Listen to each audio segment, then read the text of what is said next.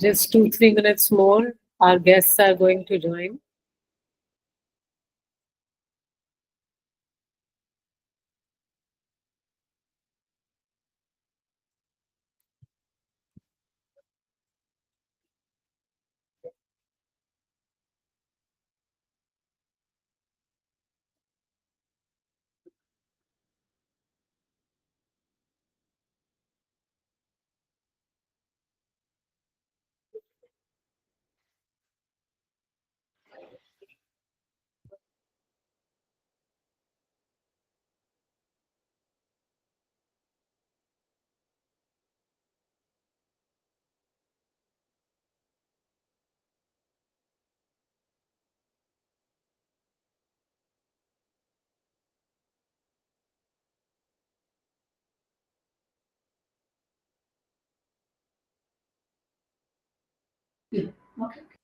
नमस्कार ma'am.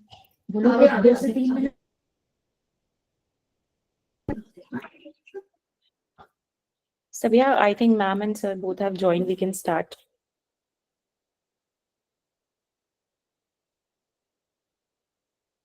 Ma'am, you're not audible. You need to unmute yourself. नमस्कार sir, अब आवाज आ रही मेरी? जी मैम, अब आ रही है। आ रही है।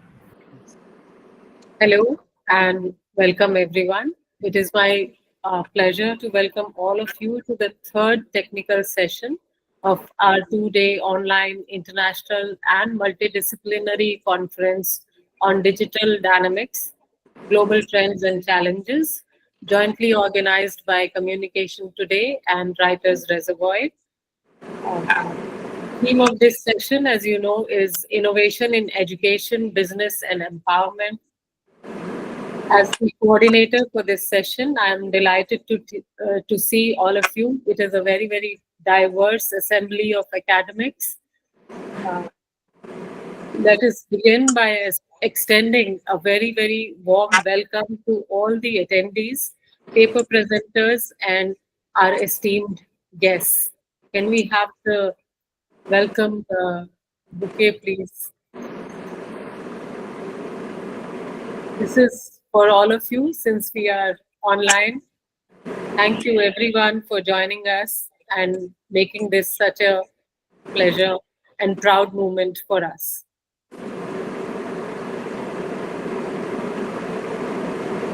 On behalf of the organizing team, I would like to facilitate our speakers with a token of our appreciation, which is, a virtual bouquet, which you just saw. And we will now like to introduce our dignitaries, our chairperson and our co-chair. I am very delighted to welcome Professor Jayati Sharma, Director of MIT School of Communication, Jaipur. Professor Sharma has been in academia for over 20 years. She has received the Chanakya Award by Public Relations Council of India and Mass Communication Teaching Excellence Award by Public Relations Society of India. She's also been awarded the Teaching Excellence Award for Raghu Sinha Mala Mathur Trust. Welcome to the session, Professor Sharma. Thank you so much for agreeing to be a part of this session. I would also like to acknowledge our co-chair, Dr. Mahendra Kumar Padhy, Associate Professor, Department of Mass Communication and Journalism, Babasaheb Bhimrao Ambedkar Central University, Lucknow. He has been awarded the UGC National Research Award twice. He has published over 65 papers, written 4 books, and guided over 10 PhDs, many more MPhils, and both of them have worked as a leading light, mentoring students throughout undergraduate, masters, MPhils, and PhD degrees. So we are very, very grateful for their support, presence, and guidance given to us today. Thank you, sir, for being here. Thank you, ma'am, for being here. Sir, if you are here, I would now like to hand over the session to you, uh, Dr. Mahendra, so that you can take us through the series of presentations. I wish all of us a very, very stimulating session ahead. With your permissions, can I go ahead and call for the presenters? Yes, ma'am. Yes, please. Yes, please. Please proceed. Please Yes, proceed. yes, yes, we should, we should. So our first presenter of the day is Asa. Can you just announce the first presenter? Sorry, we've changed the list a है bit ना? because somebody has to go. Just पूरा give me discharge a नहीं का ना? हाँ, पूरा discharge हो गया. से ऑन क्लास मु घर जो खाली गाड़ी. So the first presenter is Kalyani Kumawat. I think somebody else we have to announce first. Mansi. Mansi. Mansi. Mansi, are you there? Yes, I'm here. Yeah. Can we begin Yes. with you, Mansi, because you asked? Yes. Right. Yes. Thank you for considering my request. Actually, I have scheduled patients afterwards, so I thought maybe I can just finish it. And I would like to know if I can present my Yeah, you PowerPoint start here. with Yeah. your Okay. presentation. Yes. And I would like to announce here that everybody, I know all of you have worked very hard and you have a lot to say, but we have to stick to a time of about 3 minutes each. So Sure. kindly start with your presentation. Yes. Okay. So as we do have very less time, I won't waste more time on introduction. Just to inform you, I'm Dr. Manasi Sakdev. I'm from Den Haag, Netherlands, and I'm a homeopathic physician. So as I know about this theme of our conference today, in day-to-day life, we tend to miss out many of the clinical conditions. And in such cases, what happens that we land into some of the grave diseases. So there are certain conditions which are uh, we can solve at home, we can solve with the help of alternative medicine practitioners like us. But in some conditions, we really need to go to some of the experts, gynecologist or any endocrinologist.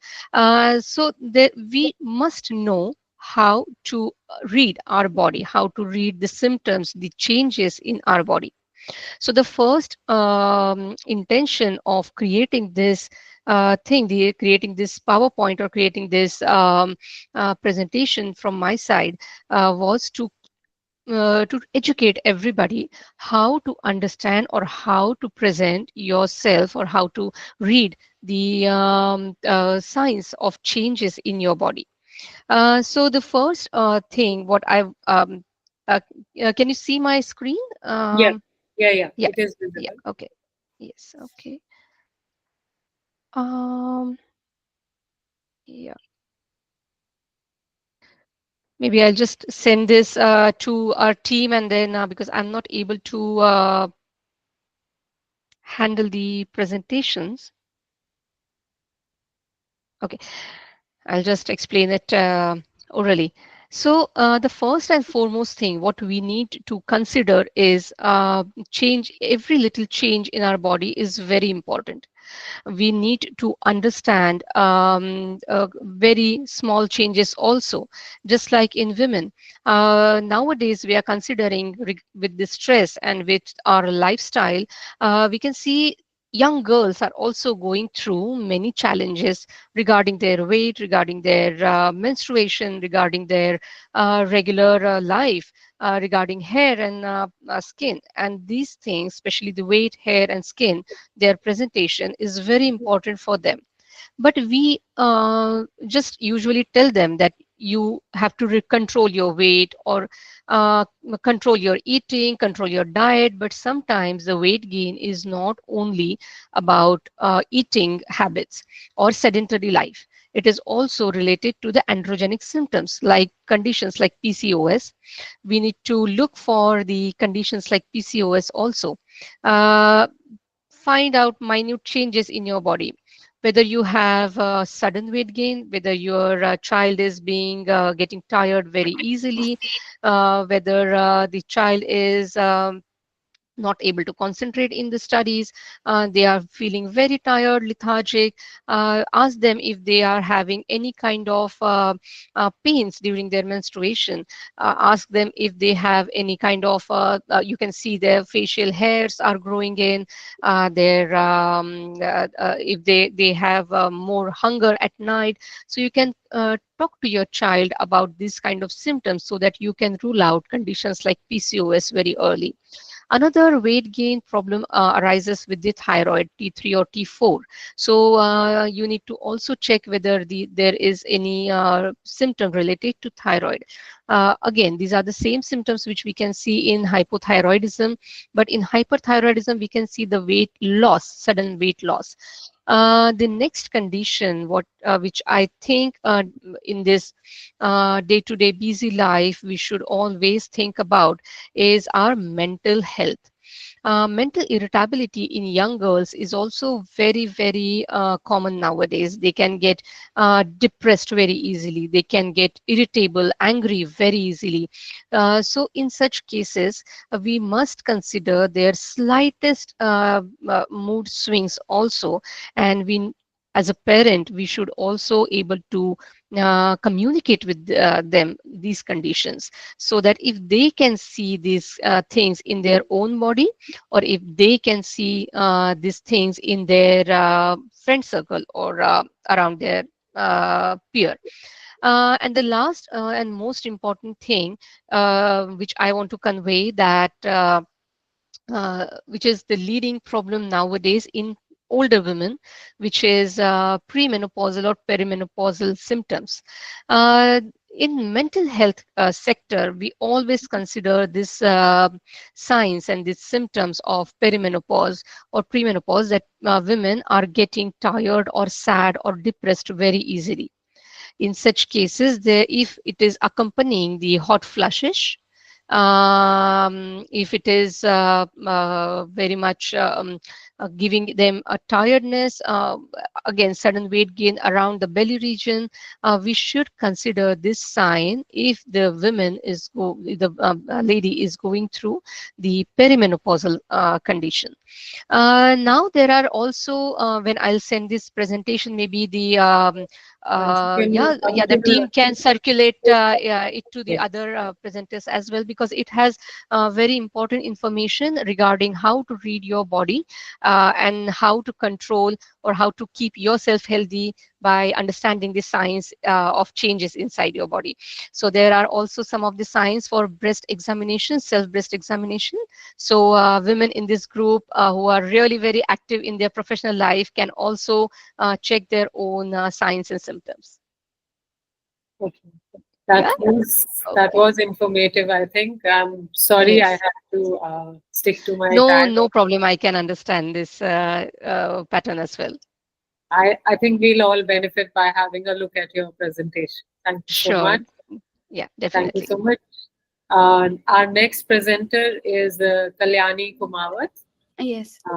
with the paper title called EdTech Evolution, Multidisciplinary Digital Innovation through HCI-Driven Learning and Localized Education Systems. May I ask you, Kalyani, to begin your presentation now? Sure.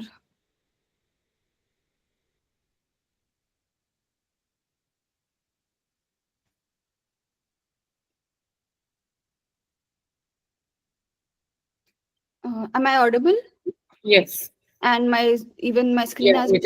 it is visible. Perfect. So I want to talk about EdTech evolution with context to how HCI is being taken at. So in a generic sense, HCI is human-computer interaction. So HCI, by terminology, somebody would assume it is more toward the technical side, but it is actually considering the human factors of psychology, physiology, the cognitive aspect. So I am Kalyani Kumawat, assistant professor at UID, and I have a background on communication design. And my co-presenter, Vishwesh Patel, is an engineer, and he has done his BTech in computational science. Now, I have chosen Bungu, which is a house which has been made by Kachi communities. Because the reason I selected Bungu as one house, one system which is already there in the local context of Kutch, Gujarat, because that has a compilation of all the parameters of all the elements that need to be understood towards understanding the ethnographical aspect of actual cultural aspect. So my research focused moreover were on three aspects. One per thing was human computer interaction, to see what are the areas that has been defined under that and how we can take that into the local country, local contexts through cultural heritage recontextualization. And the third one is edtech. Now edtech also involves with taking in account of the education philosophy Indian system, connecting with the idea of constructivism to connectivism, which has been there evolving towards by digital technology as well. Now the major questions that I took was, first, can the integration of local culture knowledge into edtech framework enhance student engagement and learning outcome? Second was, how does use of mobile first offline edtech tools impact students learning in low tech environments? Third was, what are the pedagogical implications of incorporating traditional crafts like bungu in education? Fourth was, what are the barriers to adopting cultural sensitive edtech solution in rural and tribal communities and how they can be overcome? So the elements that I talked about, light, embroidery, spatial ritual, material language, and storytelling. So these are the factors I have taken out from Vishwajit Pandya's ethnographic research on Kutch's Bungu architecture. The reason I took these five parameters because like these are the parameters which are connecting in the edtech world of HCI as well in the ethnographical contexts as well. Now, major thing, my entire methodology is based upon design-based research. So major thing I focused upon was to create a simulation of cultural responsiveness using MATLAB. MATLAB is a complex simulation software which computer scientists, people who are into development segments use it. It majorly works in Python, and for that purposes, I use three communities of Kutch: Hoda, Nirona, Bhurjodi. These all are again part of the specific Kutch region of Gujarat. And this, if I talk about Bungu, Bungus could be different for all the families and communities there. But if we talk about Smriti One, which is an earthquake museum in Kutch, so they have actually tried to compile all the elements which are there in different families, different contexts, and they have collaborated together to form and give a better cultural responsive yet generalized idea of the elements which are there in the Bungu. Now the communities which I have taken is, first is Hogra. Hogra is a community that majorly talks more about making the houses, decorating the houses. And the interesting part it is that this Bungu decoration and construction happens with the collaboration of men and women. Men makes their own spaces inside the Bungu and women makes their own spaces, and together they have certain areas where they collaborate or also make. Now, second community is Nirona, which has been more largely associated with the Rogan art. The interesting part now that art has been only done by men in the family earlier on. It has been slowly they are trying to adapt the change to even considering teaching the women, but they teach only the bahus of their house, not their daughters, because they think the daughters would go away from the family, taking what the special quality of their family is. Now, Burjodi is something, another community, Kutchi community, which actually talks about and work on the more larger application of making the visual aspect more, the decorative aspect more, considering the embroidery forms and patterns more. Now, the tool which I've used is one, the ethnographic documents, and through Vishwajit Pandya's work and my observation and Vishwesh's on-ground ethnographic work. Second was MATLAB, and third was MATLAB. Again, that simulation responsiveness system was used to actually quantify the data that we got on the qualitative aspect. Now, the parameter which we considered was light, embroidery, spatial ritual, material language, and storytelling. We tried to actually identify that. We took Hokra community as a base because it had all the 5 elements, and to see compare it with Nirona and Burjodi tribe. So light and spatial embroidery was something that was a bit changed, which was not there. Now, in terms of mathematics, was not available. But if you look at the cultural contexts, the Burjodi, the light aspect, it's towards the breathing space and more towards the embroidery side. Or with context Nirona, embroidery is there, but that embroidery is also not actual embroidery, but is actually making the patterns using the Rogan artifacts. Now, the weight assignment was then also based on how HCI framework has derived how light, embroidery, spatial, ritual, material language, and storytelling factors are there. And again, with the going back to the local context of ethnography and the tribal communities, the tribes of, not exactly tribes, but the communities of Kutch. And again, the cultural factors were actually seen through heat maps. Ki kis community mein zyada hai, what the special aspects. Now, after that, it was again collaborated based upon the cultural responsive score. It also incorporated light, embroidery, spatial ritual, material language, and storytelling. And because of that, going by again, after communicating, after actually making this model, again going back to the community of Hogra, Nirona, and Bujodi to see how things are actually moving. If you look at the zeros over here, in terms of tech, it is not available, it is 0. But if you look at the cultural context, is Burjodi, the idea of Burjodi with light is different. With Nirona's embroidery is not there, but then they create through Rogan artifacts. Now, it comes to special rituals. The special rituals are mostly towards the architecture elements, the housing, the space people are designing, interior and the exterior. But with Burjodi is actually adding bit more layers to the actually existing structure. So it's not directly 0. So when we are taking more a generalized aspect of Kutchi communities, we can actually put these communities together to actually say what is the generic sense of what they are providing in terms of the culture. And when we go into the specific local context of each community, we can see this, we can replace those zeros by making another mathematical model and see how those complexities could also be catered well with the recontextualize of the cultures. Now, again, those data were analyzed based on 3 time intervals. One was baseline, and it started with Vishwajit Pandya's paper, which was published in 1998. And the second intervention was done based upon Smriti One's data that we collected. And the final outcome was also collaborated with how actually going and talking to the community, collecting their responses, and then we try to map it out. We can see, though Gujarat... Again, can we come to your conclusion, please? Yes.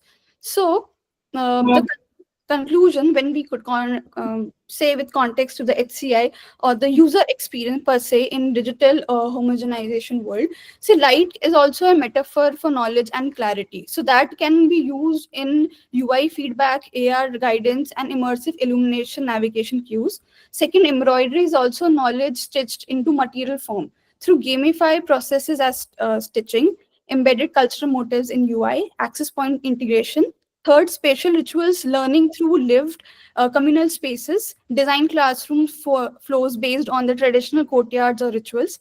Then fourth is material language, meaning from tactile local materials, simulation textures in UI, digital design context aware, responsive, rooted in material culture. Fifth, storytelling, oral tradition as structure for learning, build narrative based learning pathways, AI folklore tutors, and voice led navigation. So these parameters, which I consider, this is through cultural co-participation and activation, we can actually put that into the digital interfaces such that the learners are actually introduced to the local contexts and the global contexts along with the intuitiveness of the local aspects. Thank you. That was a lot of hard work, I can see, and you've really presented it very Yes. nicely. This actually ecosystem is being developed, and we are trying to take it more further such that design and tech can actually collaborate together. And I have no idea how codes are, though I have front end coding experience which I have learned in school and bachelor's, but then now I am more interested into Python and languages. So that's the actuality of communication design Pithora. I'm actually integrating it more with Vishwesh Patel, who's actually an engineer.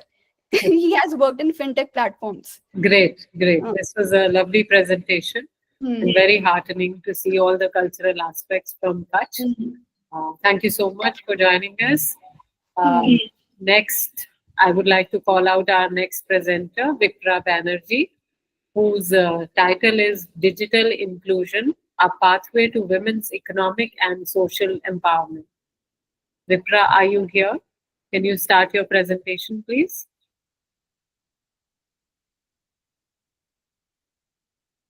Vipra, can you unmute yourself?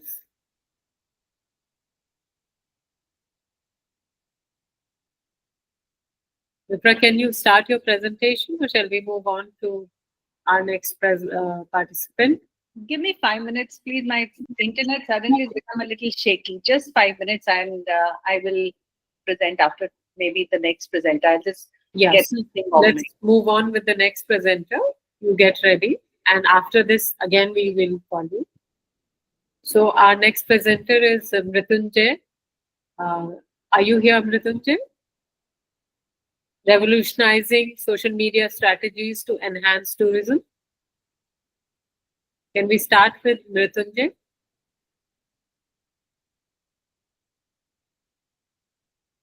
Mrityunjay, are you here? Can you unmute yourself?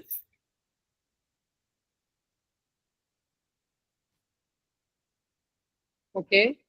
On my list, next is Anjali Sharma, Building Trust and Transparency, the Strategic Role of Public Relations in Hospital Industry.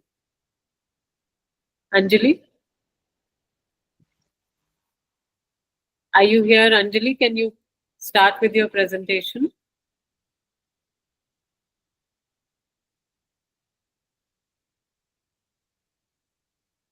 No? Okay, I don't see Anjali also here. Vipra is here. Acha Vipra, you are going to take time. Then Prachi Mangesh Pisolkar, Innovative Perspectives on Learning Management System, Exploring Their Transformative Impact on Digital Education. Prachi is here. I don't see Prachi either. Okay, we'll have to keep announcing and coming back. So next is Easter T. Sangatam and Dr. Shivjyoti Das Barua. Are you here? Yes, ma'am. Yeah, can you start your presentation?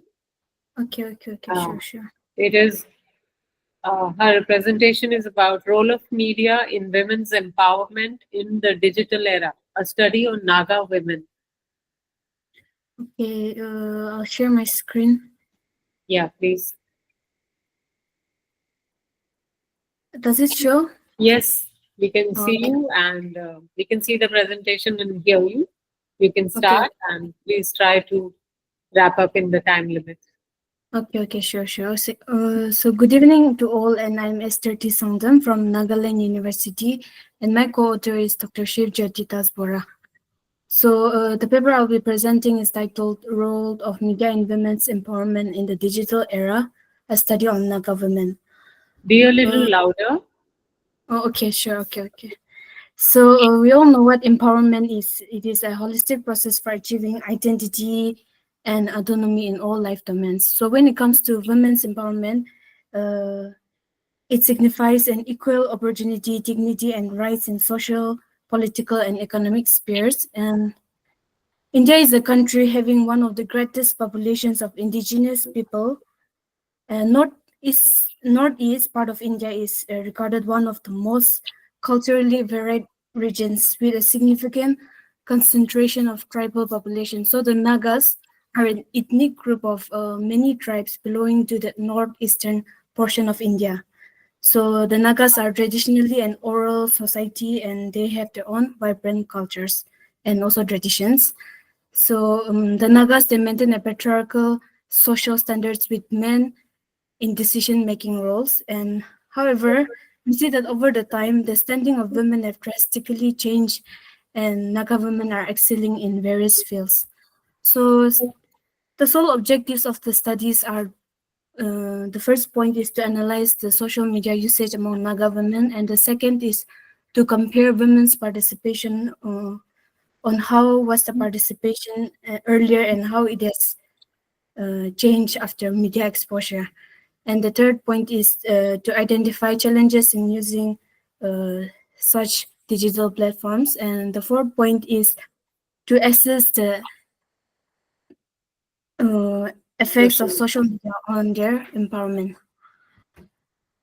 The significance of the study is it explores how digital media platforms offer new opportunities for expression, education, entrepreneurship, and participation. And social media challenges the traditional gender norms and amplifies women's voices. And there is also a need to study on the government in digital era to understand the importance of media literacy and advocacy to mitigate negative representations and also to amplify the positive influences on empowering women. The methodologies I've used is mixed research approach, and that is case study and surveys. There were 122 respondents from Nagaland. It was an online structured questionnaires, and the case study was conducted to empower women entrepreneurs through social media in Nagaland. So here are some of the findings. The demographic overview of 122 respondents. Majority of them were 18 to 25 years and followed by 26 to 35. And the education qualification was like the highest was postgraduate and occupation and all this. And then we have the motivations and content engagement. Most of them were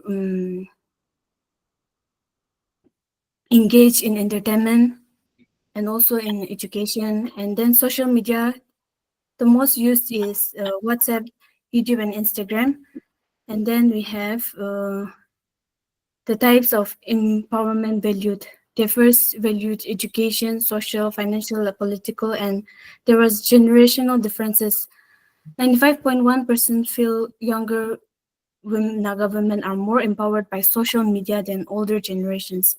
And there are some barriers and challenges, like the main barriers are fear of judgment, lack of knowledge, lack of time. So the case study I took up 3 case studies from Nagaland to illustrate how social media is empowering Naga women. So first we have the case study, Chatti Jamir and Potpourri collection.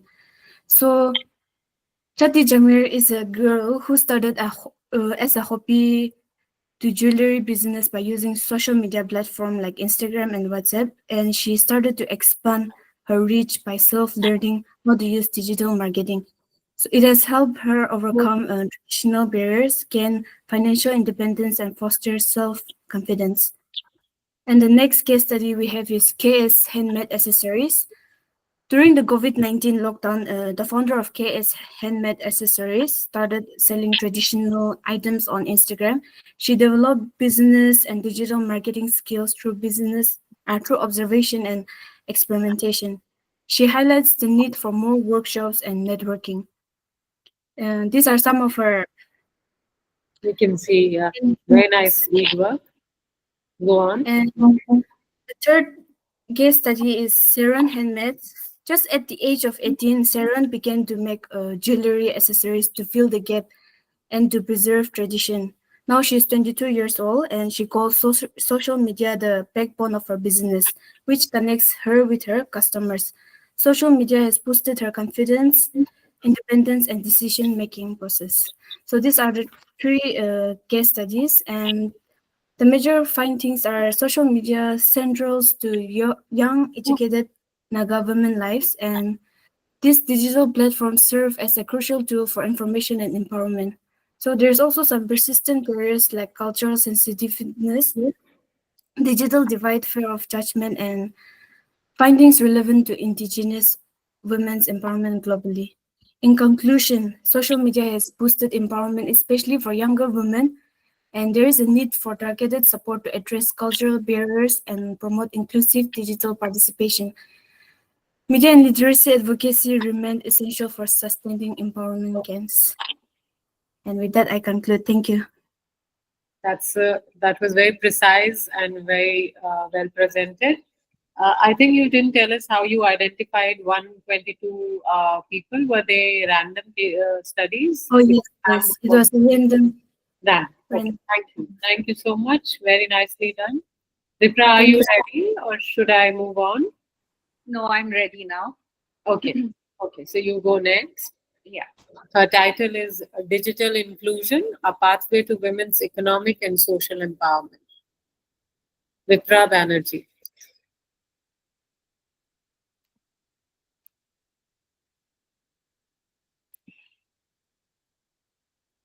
Good evening, everyone. I'll just hello to everyone and then keep my video off in case there is any, network issue again and I'm thrown out of the meeting. So please excuse me for that. I will just share the PowerPoint. My topic is almost similar to the previous presenter, but my perception and my conclusions are slightly different and more on what needs to be done for women in order to make digital, the movement of a digital media successful, because that's what we're talking about. So, can you see my presentation? Yes, it is visible. All right. So I'll put it on slideshow. Yes, so if it is clear, then I'll move on. Yeah. The topic is digital inclusion, basically, the pathway to women's economic and social empowerment. We keep reading in the press and media keeps bombarding us with so much of money that the government is allocating to, Digital India program. And this is increasing every year. So the study basically tries to examine whether the benefits of Digital India program are helping the most important group for me, and that is the women.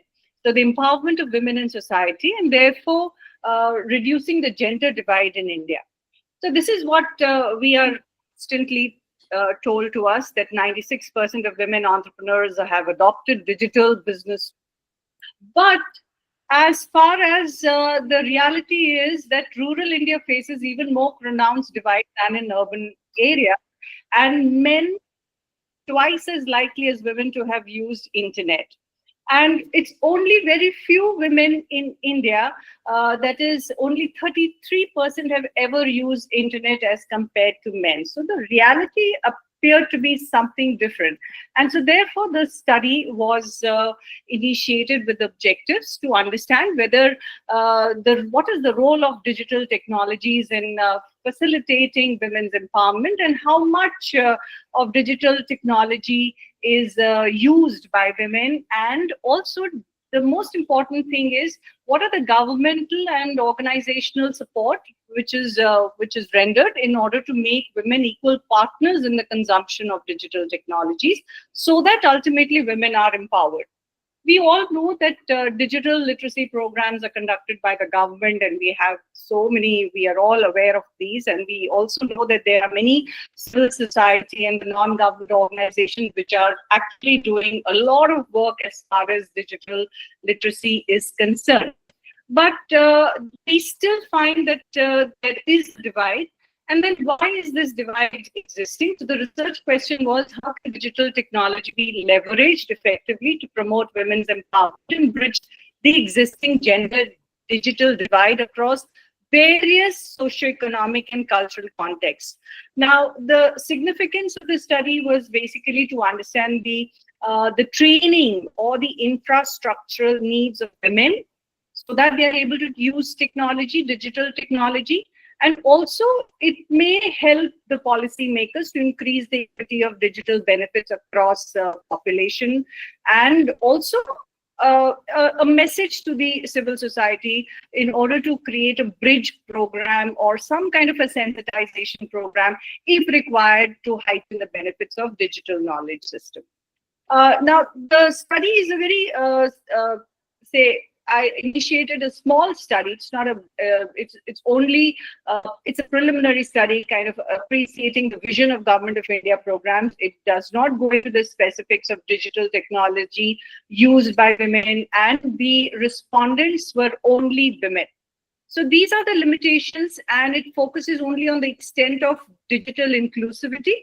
The method of collection was structured questionnaires, and I've used the quantitative method, and basically structured questionnaire, and measures of central tendency and percentage analysis has been used in the study. I will not go into the details of each and every question and what was the response, but basically the respondents were picked up from both the urban and the rural areas, and were, say, if you look at it, about 80% were at least graduate, and they were into service.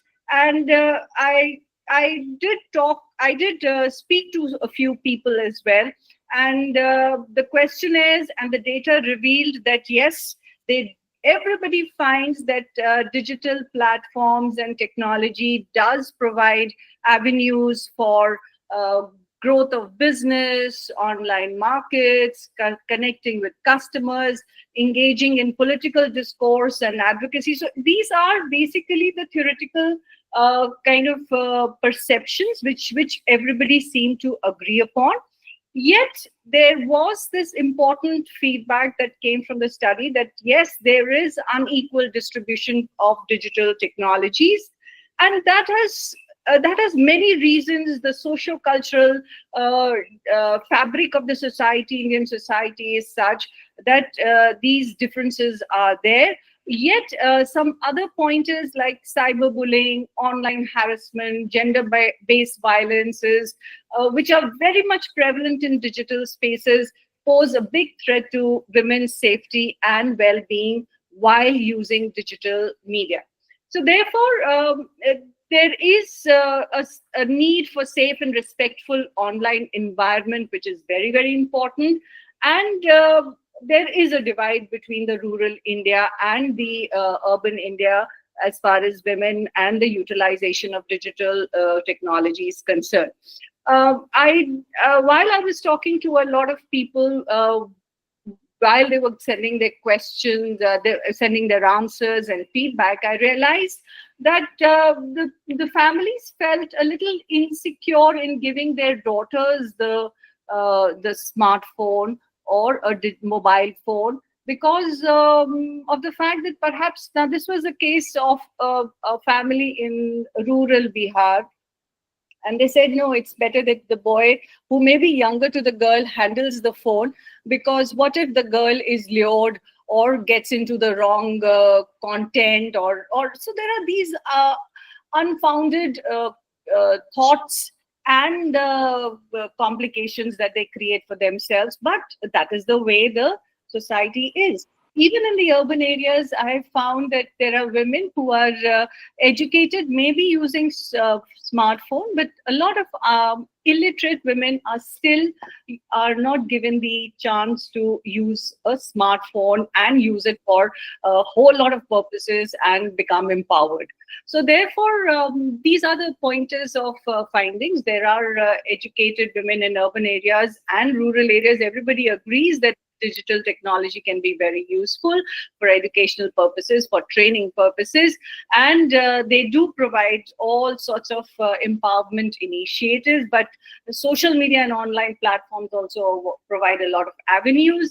But the intervention is what is more important to ensure access to technology, women's access to technology, digital literacy, online safety, so that women can participate in digital age completely. There is also a need in the diverse population of India, the varying levels of digital access and literacy, customized approaches to women's empowerment, which is very, very important.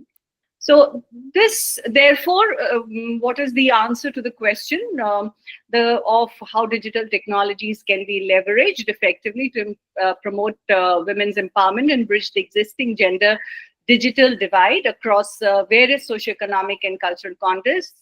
The answer lies in more digital literacy programs for empowerment, local leadership. Now, that I found was very, very important while I was talking to people, that there has to be some leadership role taken up by maybe an educated woman in the rural area. And if she gets trained and she starts her work and she's able to earn money and she becomes more empowered, that would give very, very positive signals to the other women and families in the area. So social intervention and social security needs to be enhanced to modify perceptions, cultural norms, and social barriers. And definitely, in a country like ours, with so much of differences, not only in the geographical differences, but also the cultural differences, economic, and so many other differences, specific digital programs need to be developed for women. And therefore, I can easily say that the stage for a transformative and gender equal digital revolution has begun. But in order to make use of this, we need to women need to be trained in digital technology and with technology to and so that they can become the agents of change for their community.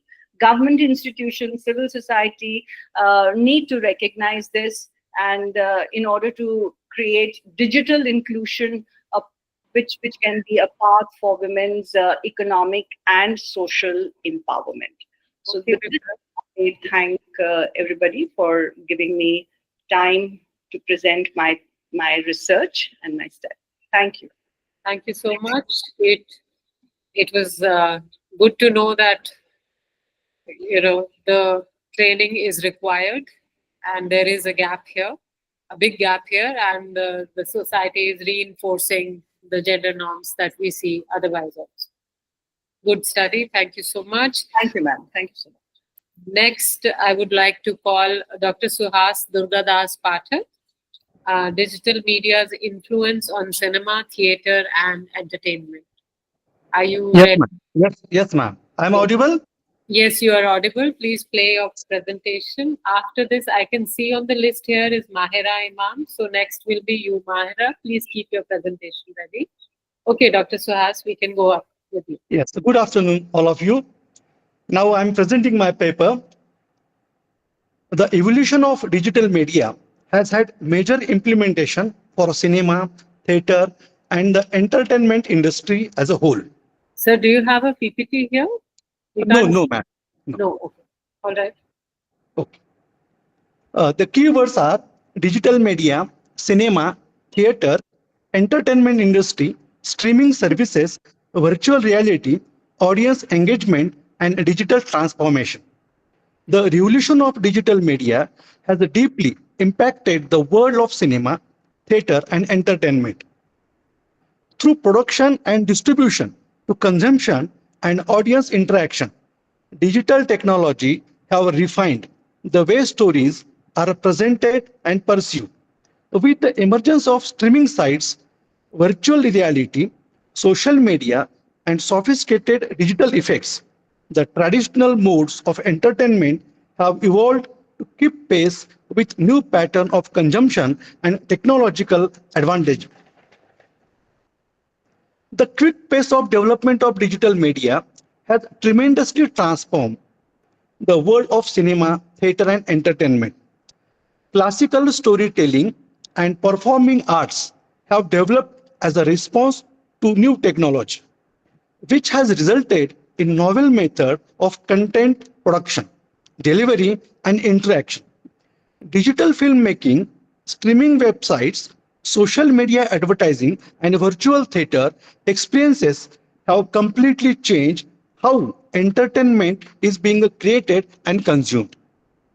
Digital media is a content that is produced, stored, and delivered in a digital form. This compromise online film, social networking sites, websites, virtual reality, and digital effects applied to film and theater.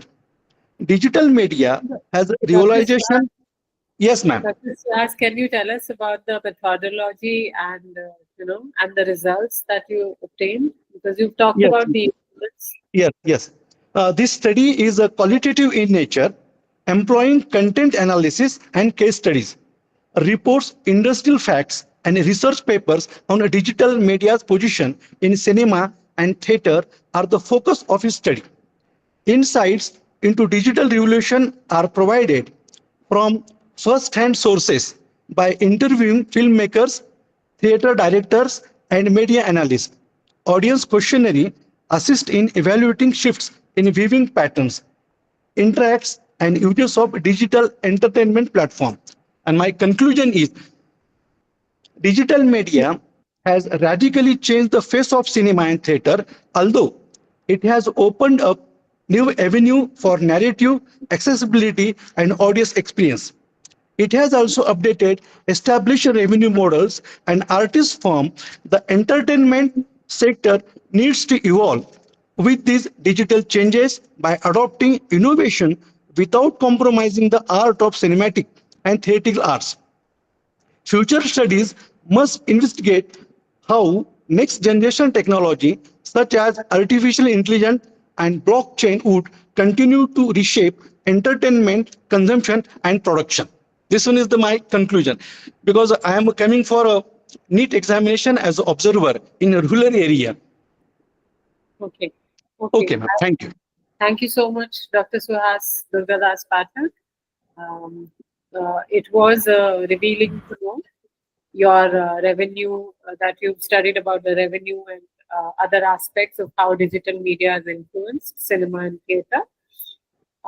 We will now move on to our next presenter, Mahira Imam, Professor N. Mani Mekalai, and Professor S. Suba.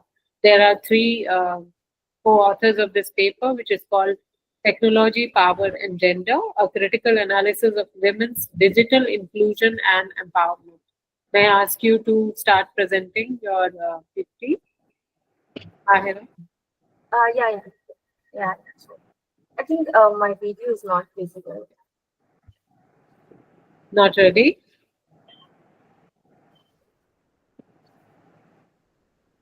Hello, can you hear me? Yeah, I can hear you.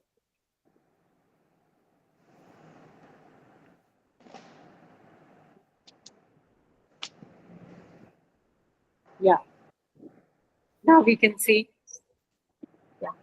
Okay. Okay, thank you.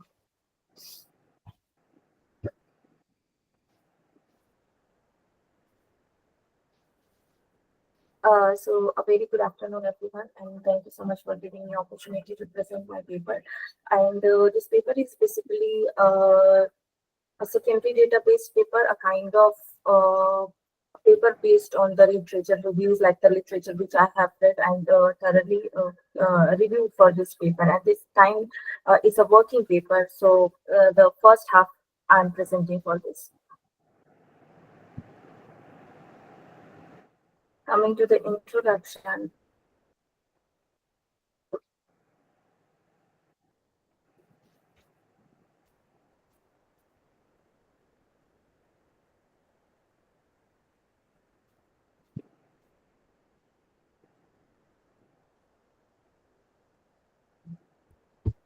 Yeah.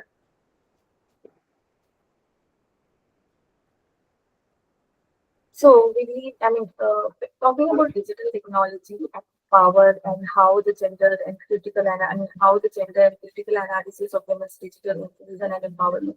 So in this paper, I have looked into how power and empowerment and like how digital inclusion is one kind of empowering also, and on the other hand, it is kind of it is kind of working as an exclusion also. So when we talk about digital technology, most of the time we think that it's a neutral, but whenever we see digital basis and all the platforms, there is there is an understanding that these platforms are not neutral. These all platforms have some kind of biases which comes under to the which comes for the women and the marginalized sections. And through this paper, this paper has kind of integrates an intersection of gender, technology, and the power and the uneven landscape of digital empowerment. Talking about access is not just a matter of infrastructure, it is deeply shaped by patriarchal norms, power relations, and structural inequalities. Seeing the objectives of the paper has three objectives. That how the paper looks into three objectives. The first, analyze how the digital gender divide is constructed and sustained by social, cultural, economic, and technological factors. Secondly, to understand how technology reflects the values of its creators, which are often gendered, and how this influences women's experience in the digital spaces. Third objective talks about to examine the intersectional nature of digital exclusion, looking at how caste, class, region, religion, and compound digital inequalities for women. And finally, most of the time when we talk about digital spaces, and coming from a women and gender studies background, we have to have a feminist lens to have understand this digital spaces and biasness, which particularly they throw to the women and girls and all the marginalized section. Theoretical, when talking about the theoretical perspective, I have gone to four theories, which is one is by Judy Weissman. She talks about techno-feminists that argues that technology is not neutral and that socially constructed and shaped by dominant gender ideology. And talking about Donna Haraway, I think most of us know about how she has talked about in the cyborg manifestation. She challenges the binary thinking between human and machine. She envisions the cyborg as a metaphor for transgressing traditional gender boundaries in the digital age. And Nancy Fraser's idea of participatory parity, which informs our critique of communicative structure in the digital world that marginalized women's voices. And Virginia Ibbotson, she has warned that automatic inequality, which means how algorithms and data system can replicate and intensify social injustices and particularly affecting women and marginalized groups. Seeing it from a global and Indian scenario, UN Women in 2022, they have talked about how globally there are approximately 250 million fewer women than men with internet access. As per the in low and middle income countries, women are less likely, like 19% less likely to use mobile internet, according to the GSM data. In India, despite talking about digital India, many women, especially in rural or economic disadvantaged communities, face barriers such as lack of digital literacy, patriarchal restrictions, and affordability. The social stigma around women using mobile phones or the internet also discourages their digital engagement. In some households, women are the last to access devices or kind of actively discouraged from doing so. Talking about the intersection of technology, power, and gender, how these three are interlinked. These trees are interlinked, and how these all are into kind of intersect with each other. Digital platforms can reinforce patriarchal and capitalist values, where women's labor is often unpaid, invisible, and precarious thinkings of all the works. Moreover, intersecting identities like caste, class, religion, sexuality, and desire shape how women experience digital access and inclusion. For importantly, we have the example of Sulibai and Gulibai. They showed that how Muslim women were targeted on the social and they were being sold out on these platforms, and there are many journalists who have been continuously thrashed and being bullied on these spaces just because they raise voices or just because they write what is true and what is not, particularly to the some agenda. So we have our agenda setting into digital spaces also, and how because of these agenda settings, women and marginalized groups being questioned and being asked so many times. And talking about digital surveillance and AI biases, they are trained biases like all I just want to quote here Virginia in books work Inequality. She has talked about how predictive algorithms in the welfare system, policing, and employment can lead to over surveillance and under protections of vulnerable population. Women are increasingly subjected to digital violence in the name of protection, both by the state and with the families. And talking about the imagining feminist digital future but they talked about like how feminist policy frameworks needed ensure intersectional representation in tech and empowering via inclusive designs and access. And what are the key challenges while having these things? For one is the infrastructural inequality. Women, though we talk about technological access, but more like when you say even this NFHS data which came in 2020 to 2029 and 21 data says that only 19% women are having digital access. This shows that women and girls and women and marginalized section are not having digital access also. And then digital literacy, it comes with the digital access only, algorithmic discrimination, policy gaps, and weak regulation. In conclusion, only I want to mention two things that technology can empower and can give a voice to the women and girls and other marginalized section. But we have to see that how we are using technology and how the technology is using us, because it's completely market oriented and completely a idea of capitalistic futuristic things. So there also women and marginalized section is being kind of thrown away from the space and not being given the spaces which is called and which is said to be equal rights. And here I want to quote about UN Women, which says in 2022 that women's rights are the digital rights. So in this digital age, we cannot risk it having not voices from the women. With this, thank you so much. Thank you, Myra. Just one confusion, couldn't catch if you've done a field study or not. Could you let us know so that ma'am can prepare your... Is there any field study involved in this? No? Okay, we move on to our next presenter, Rishita Khandelwal, Redefining Entertainment, the Digital Media Impact on Cinema Theatre. Rishita, are you here? Rishita, can you hear me? I can see you on the list. Yeah.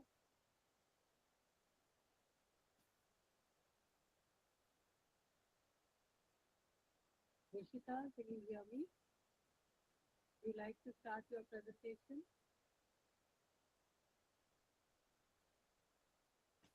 You're logged in, Rishita. Sabhiya, you are not properly audible. Rishita, can you start your presentation? Am I not audible? Now you are audible, Sabhiya. Okay, I'm calling out for Rishita. Can you start your presentation? Yes, I can start my presentation. Yeah.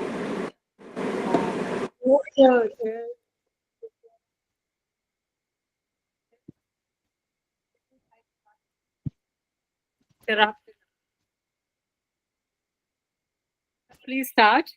The topic for Rishita's paper is Redefining Entertainment, Digital Media's Impact on Cinema and Theatre.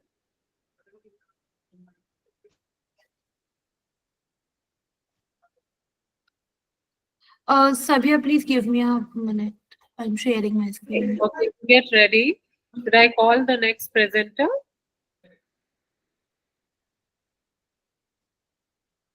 Israel Lioness, are you here? Would you be able to present your PPT? Sabia, Yes, ma'am. Yeah. Rishita, you take your time. no, actually, okay. Yeah. Rishita, if you want, you can go without PPT also. Okay, ma'am. Ma'am, वैसे I have started my PPT. Is my PPT visible? Yeah. No, I can't see the PPT. I can see the screen. That is our screen. Okay. So, give me.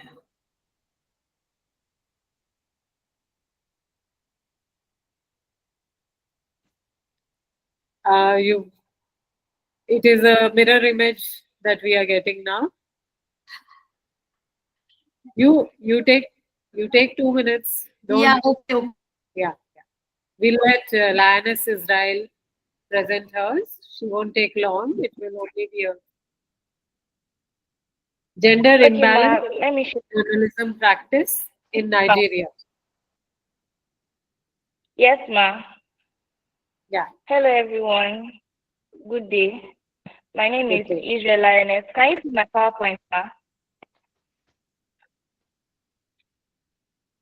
Can you see my PowerPoint, ma? Yes, we can hear you. And I can see your PPT. Okay. Okay, ma. My name is Israel Lioness Signature. I'm from the Department of Mass Communication, Evangel University, Nigeria. And my co-author is Dr. Basi Uche Oyeneho. My paper is on gender imbalance in journalism practice in Nigeria. Gender imbalance in journalism practice perpetuates stereotypes and biases, requiring structural changes within the media. This research investigates gender in Nigerian journalism, comparing Unity FM radio station and This Day Nigerian newspaper. Some of the objectives were to examine the gender distribution of staff at Unity FM radio station and This Day newspaper Nigeria, to identify the proportion of male and female journalists in key editorial and decision-making positions, and lastly, to assess the role of gender in task allocation and assignment of topics or areas of coverage to reports. The research methodology. This study used a quantitative survey approach, collecting numerical data through questionnaires from 160 staff members of Unity FM radio station and This Day newspaper Nigeria. A sensor sampling method was used and a chi-square statistical tool was applied to analyze the data and test hypotheses. Some of the findings were gender imbalance exists in Nigerian media, limiting women's participation in journalism. Secondly, there's no statistical correlation in gender distribution between Unity FM and This Day newspaper. Lastly, men outnumber women in key editorial and decision-making positions in these media houses, indicating a lack of gender equity. In conclusion, the study revealed significant gender imbalance in Unity FM and This Day newspaper, with women underrepresented leadership roles, highlighting the need for targeted policies to promote gender equality. Some of the recommendations were to implement gender equality policies for equal opportunities in hiring, promotion, and task allocations. Secondly, provide training and mentorship programs to empower female journalists for leadership roles. And lastly, regular monitoring and reporting potentially through an ombudsman, that is like a watchdog, to ensure transparency and accountability in maintaining gender imbalance. Thank you. That was very crisp. Thank you, Israel. Okay. Rishita, are you ready now? Yes, Savya, I'm ready. I'm presenting my PPT. Give me a minute. It seems the condition of women is same whether India or Nigeria.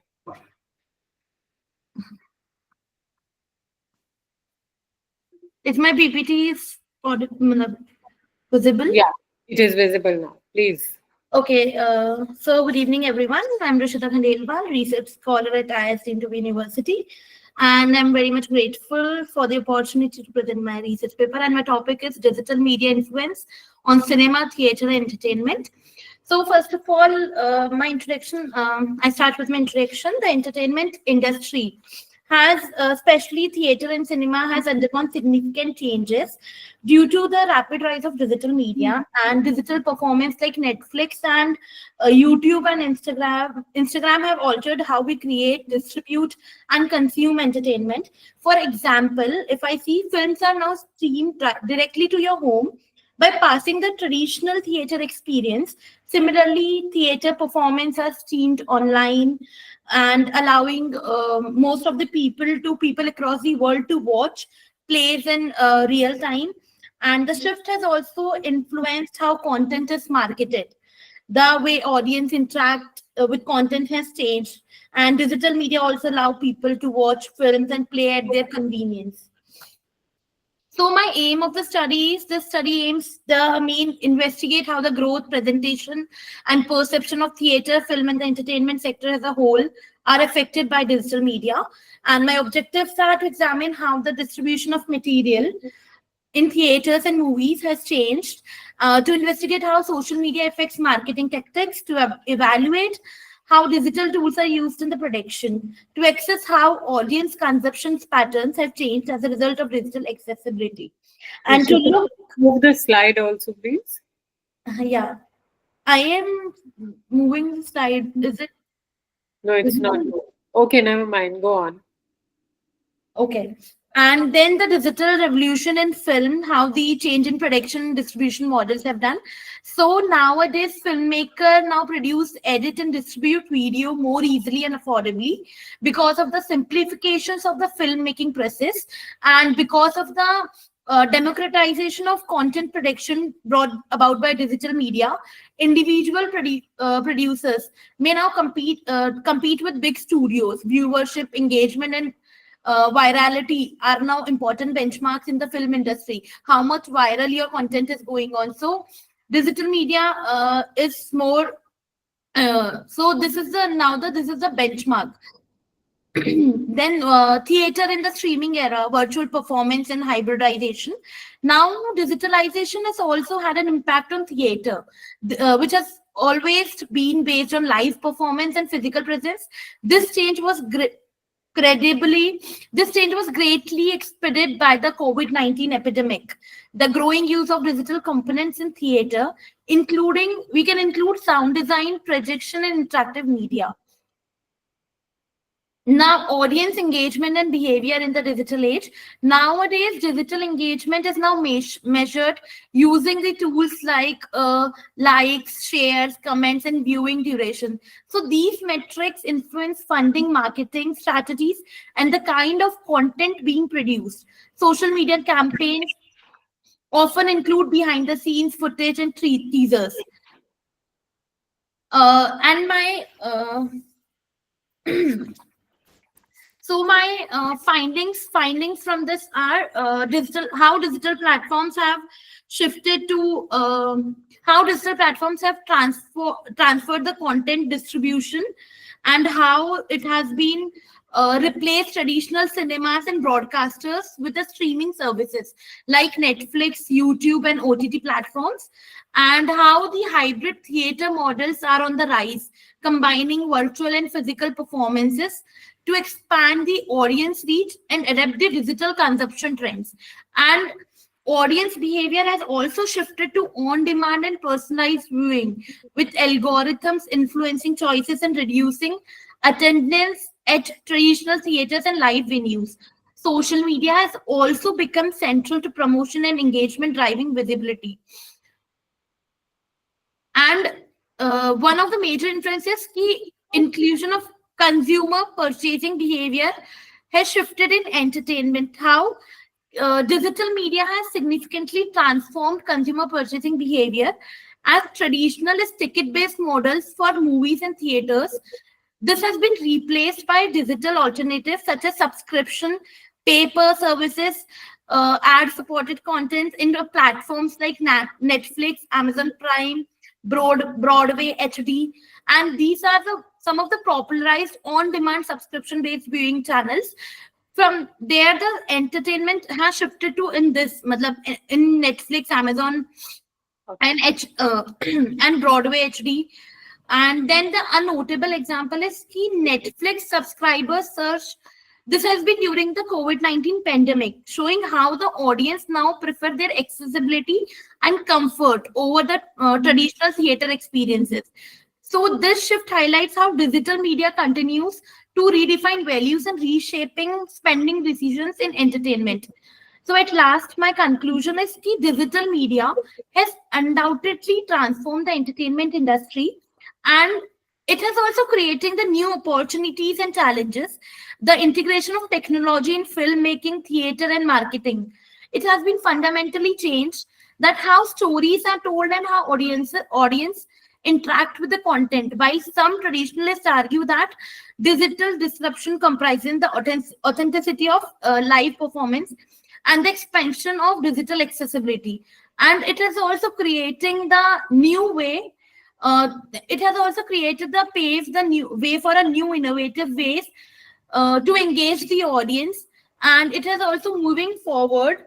Okay, Rishita, I am afraid I'll have to stop you here because you've discussed your conclusion. So You, yeah, you've given us your conclusion, yes. and we can't see the slide. So Actually, my screen is not visible. I don't know why. now it is. Now you move the slide. Okay. So this my presentation is almost completed. Yeah. So this was the objective, findings. Um, I have already completed my presentation, and lastly, I was just telling the conclusion that the moving You explained that. entertainment. You have explained that. Yeah. So Okay. lastly, thank you. Thank you so much. Jayati ma'am, are you here? If you have any questions, please continue to ask. I'm very much here and I'm listening to all the conversations and the presentations. So I think they all are presenting it very well. Let the presentation get concluded Continue. quickly. That would be better. Yeah. Okay. All right. Thank you. Next on my list is Ikegaba Martha and Dr. Favor C. Onoa. And the title is Youth Unemployment and Population Growth Rate on Economic Growth, Evidence from Nigeria. Are you here, sir? Yes, ma. Martha is here. Yeah. Okay, can you start your presentation, Martha? Okay, ma. Hello, everyone. I am Ekabamata Nkechinyere, a student of Evangel University, Nigeria, from Department of Economics. My topic is youth unemployment, population growth rate, and economic growth, evidence on Nigeria. My co-author is Dr. Favor Onoha. So, population growth rate affects the number of young people entering the job market, while economic growth influences the availability of job opportunities. These two factors have been major problems facing developing economies of the world. Many nations in the sub-Saharan Africa, Nigeria included, are embracing population growth above the economic rate. There is an old adage that says, an idle man is a devil's workshop. Due to the youth not having jobs, they fall back to nefarious acts like killings and kidnapping and rituals because they don't have any means. So we'll jump to objectives. One, to ascertain the linkage between population growth rate and economic growth in Nigeria, to determine the effects of rising youth unemployment on economic growth in Nigeria, to investigate the impact of labor force participation rates on economic growth in Nigeria, which has a positive impact. But the details of these objectives are in the article that was sent out. So the study used quantitative approach because it's evident from the data analysis and descriptive statistics, where economic growth was adopted as a dependent variable, youth unemployment and population growth rate as the main explanatory variables, while controlling the model with labor force participation rate. Analytic techniques which the researcher used are ordinary least square regression analysis technique to test for the impact of each variable employed in the study, also employed the augmented Digifula and Philip Perron test and pre-estimation test. The Johansen co-integration test and error correction model were also used also. Based on this study, it is seen that over 40% of youths are not employed. It is also revealed that labor force participation rate does not determine economic growth in Nigeria. Thus, while rising rates of youth unemployment deteriorates growth, rising population growth rate enhances economic growth. In conclusion, youth unemployment is pouncing hard on the Nigeria economy. It has become a clog in the wheels of development in Nigeria. So based on the findings, these are some recommendations. For youth unemployment, skills training, entrepreneurship support, industry partnership, and avenues should be created for increased investment. Then for population growth, family planning, education, and access to contraceptives for women, empowerment of women, and government implementation of policies and incentives that support smaller family sizes, for instance, tax benefits or education subsidies. Thank you.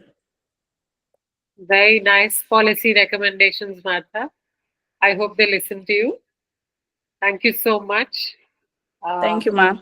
Thank you for your presentation and participation. We will now move on to Nori Emmanuel and Dr. Basil Uche Oneo.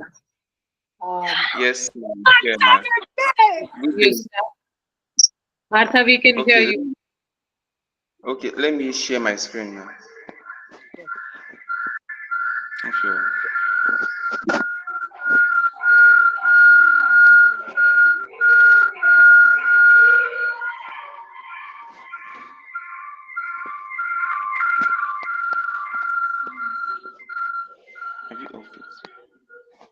Okay, please, I'm having some difficulties. Let me present without my screen. Yeah. Okay, hello everyone. My name is Weri Manuel Bechuko, a nursing student of Evangel University, Nigeria. The co-author of this work is Dr. Basil Uche Oyenefu, and the topic of this paper is Communicating Healthcare Challenges in Africa, the Media Praxis. Introduction. Healthcare communication is a cornerstone for effective health promotion, disease prevention, and equitable access to services. In African context, where disparities in infrastructure, cultural complexities, and policy weakness persist, communicating healthcare goes beyond information dissemination. It becomes a tool for development, empowerment, and systemic transformation. The media, particularly the conventional media, or the mainstream media, plays a crucial role in health communication. This paper analytically explores health communication in Africa, identifies systemic challenges, and discusses how the media praxis can bridge healthcare gaps and reduce dependency on foreign medical services. The objectives of this study are to examine the role of strategic media communication in addressing health challenges in Africa, to identify the structural, cultural, and linguistic barriers that hinder effective health communication across the continent, to access the potential of communicative development and media praxis in improving health delivery system in Africa. The methodology for this study is, the study adopts a qualitative approach. It involves key participants, and the data was supposedly collected from two sectors, which are the healthcare providers and the media and the communication industry professionals. African landscape. Africa's healthcare landscape. For us to understand Africa's healthcare, we have to understand its landscape. And its landscape is characterized by the following things. Underfunding, of which most countries use less than the WHO recommended 5% of GDP on health. We have disease burdens, and we also have inadequate human resources, cultural and linguistic diversities, where over 2,000 languages are spoken in Africa, in the continent, which impedes message clarity. Weak infrastructure is also one of the things that is included in Africa's healthcare landscape, and medical tourism. Now, the challenges of healthcare in Africa. We have structural and technological limitations. A challenge to health communication in Africa is limited infrastructure for media dissemination and unreliable access to electricity in many regions, but particularly in rural areas. High cost of data makes it difficult for low-income individuals to access online health information. Literacy and language gaps. Health communication is often conducted in official colonial languages such as English, French, or Portuguese, and Africa is home to more than 2,000 indigenous languages and dialects. This means that large segments of the population cannot fully comprehend the message dissemination through mass media. And we also, some of the other challenges are cultural beliefs and the proliferation of misinformation, lack of trust in local health system. Now, improving healthcare delivery through communicative development. We have to build trust through transparency. To reduce outbound medical tourism through transparency, communication facilitated by the media, reporting on hospital performance indicators, resource allocation, staff competence, and patient outcomes help hold institutions accountable and informs public perceptions of quality care. Media partnership with healthcare institutions. Sustained impact in health communication requires institutionalized collaborations between the media and the health sectors. Journalists, public health experts, NGOs, and government agencies must forge partnerships to ensure the accurate, timely, and ethical dissemination of health information. In conclusion, healthcare communication in Africa must be informative and participatory, not just must be transformative and participatory, not just informative. And media praxis through transparent reporting, inclusive dialogue, cultural resonant messaging, and institutional collaborations can bridge these gaps. When strategically applied, media becomes a driver of empowerment, trust, and health quality across the continent. Recommendations. My recommendations are we should institutionalize media within public health systems. National government should formally recognize media by embedding media professionals within health agencies to support strategic communication, strengthening media capacity for health communication, provide regular training for journalists on health reporting and use and crisis communication, which will help equip them with skills and enhance credibility and effectiveness, mobilize influential advocates, and build multi-stakeholder coalitions. Open stakeholders Open stakeholders like health ministers, prominent journalists, and media professionals should be mobilized to integrate media into national health agencies. And some of my other recommendations are to promote localized and community-based health messaging and to develop a continental health communication strategy. Thank you. That was very well presented, Emmanuel. Very impressive. And to really media to become a mass communication tool, you need indigenous languages. They must be incorporated. I'm sure you must publish your paper, and I hope your recommendations are well taken. And you can ask your fellow mass communication students to make some media capsules, small capsules, and stuff within your university. Okay. Thank you so much for your participation and your insights. We now move on. We now move on to Mr. Prabhu Ram. So are you here? Yeah. Can you start with your presentation? He is presenting a paper on digital transformation in education, a review of online learning in the post-pandemic era. Prabhu Ram, the stage is yours. Please start. My screen is visible. Right. Yes, yes. Am I audible, ma'am? Yes. As I am discussing, my topic is digital transformation in education, a review of online learning in the post-pandemic era. I have reviewed the government and other think tank or other journals, academic. They are working or they work on the pandemic and education impact or digital dynamics, and I have reviewed these of more than 20 or 30 reports, and then I explain about the objective of my studies, main impact of digital transformation on online education in India during and post-COVID, other than the challenges, what challenges faced during the transmission of digital in India, and other one is digital divide. Digital divide is a major term in rural and urban also. The impact of students' access to online education in India, along with the review, the policies and initiative implemented to support digital education in India, especially policies of government and initiative, the governments and other than government profit or non-profit organization, what the initiative take during or post-COVID in education sector. The methodology I have used descriptive research, thematic and content analysis of the previous studies, which are conclude qualitative and quantitative. Both are data is most of the secondary sources data, including government reports, academic journals, international organizations, and NGO think tank reports are including of my secondary data. The sampling is data from secondary like NSSO, TRICE data, and Ministry of Education. They are reported, and UNESCO, UNICEF reported are including. This time frame is post and during COVID, like in 2019 to 2024. I have studied between there how many journals are published and what reports are talking about the dynamic and digital dynamic during the COVID, or what is COVID impact on education or not. As I earlier mentioned, the diversity of perspective mix in qualitative and quantitative. Credibility of my sources of data is government reports. Most of I use the government reports and the international or reputed organization report I have mentioned.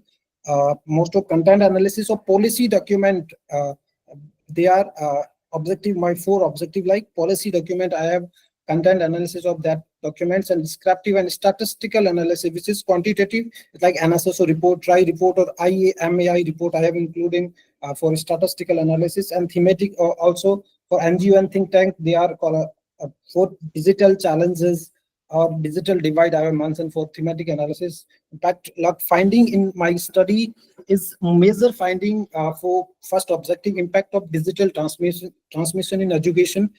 Three criteria I have mentioned: the EdTech market growth, how many growths are measured during and post COVID. Second is online education user, how much users are increased during and post COVID. And what are the chances in urban and rural distribution of the context of user of online education, which we have data source from IAMAI sources, which are reported that 2019 2.8 billion USD market cap for EdTech in India. And earlier we can note the 7.5 billion cap USD in 2024. It's approximate 2.67% of EdTech growth in India. EdTech market is growth. Most ofly our growth we can see in 2020 is first phase of COVID. We can measure the 42.8 maximum growth of the 1 year. We can measure the during the COVID. At that time, the many initiate or many of the dollar invest in EdTech market in India. A second, user are increased. Also, we can see 2020 66.7% is increased than 2019. To its during first phase of COVID, maximum users are shifting from offline to online, because offline are coaching and colleges, university are also already shut down. That's why the only one is option for the education pursuing or learning from online. That's why the 67.7%. If we measure the from 2019 to 2024, that's the 300% increase of user in online education in India. It's a source of a IAMI report, source. And urban and rural, we can say distribution of how much urban user are using online education, and rural. We can say the 67% urban and 63% rural in 2019. But now we can say the report is saying 60% of, like we can say the 33 to 40% rural are just number of increase and participate in online education. They are using digital education from 2019 to 2024. During the pandemic, they aware about the 37%, like 2022 to 2021, between the 5% increase of rural users. Urban are also decreasing because the rural are increasing. We can say that online education is more impact on rural areas. Some of challenges we can find out: the connectivity of infrastructure issues, most often connectivity in facing rural areas. That is lack of internet connectivity. Digital illiteracy is also psychological challenges, educational inequalities, limited accessibilities of content. Most of regional language are most of the barrier for the rural who are not aware, who do not know about the English language. That's a language is barrier, also challenges for the using online education. And fifth is high tax burden. India has 18% GST in EdTech platform. That are the major barriers we can find. Digital divide is impact from device and internet access. Internet access and device are digital device because of we can say rural and urban. We can conclude, we can the major difference between the 18% of rural household internet enable. Out of 100%, 18% only rural houses the internet devices they can use. Urban is 2.5 times more than rural. They have internet access device. The rural are not raised on it, but from 2019 to 2021, it's increasing number of online education user.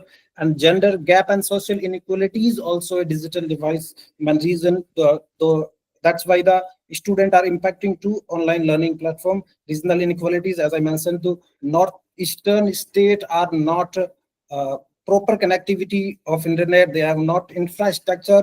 Try also said about that. The geographical and economic disparities, the inequalities of geographic and economic barriers for the digital divide main reason. A study I 2021 also said the teacher of 98% and parents of 67% are believe on EdTech platform to overcoming geographical barriers through online learning. Online learning is a massive impact on rural or urban areas where they are remote.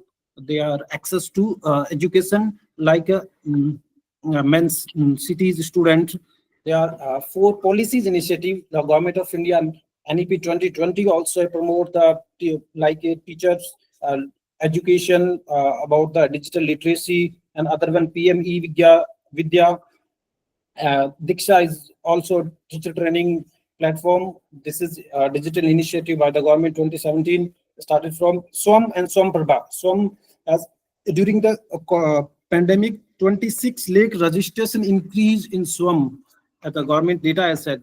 Other than e-Pathshala and the private initiative are like PW, Unacademy, Byju's are massive growth during the pandemic and after the pandemic, due to the Byju's are mismanagement, because some of the challenges for policy initiative like digital infrastructure not available and everywhere. That's why the not implementation of policies everywhere in teacher training, lack of teacher training, those digital not digitally literate teacher. That's why the main barriers of not implementing the same education online platform.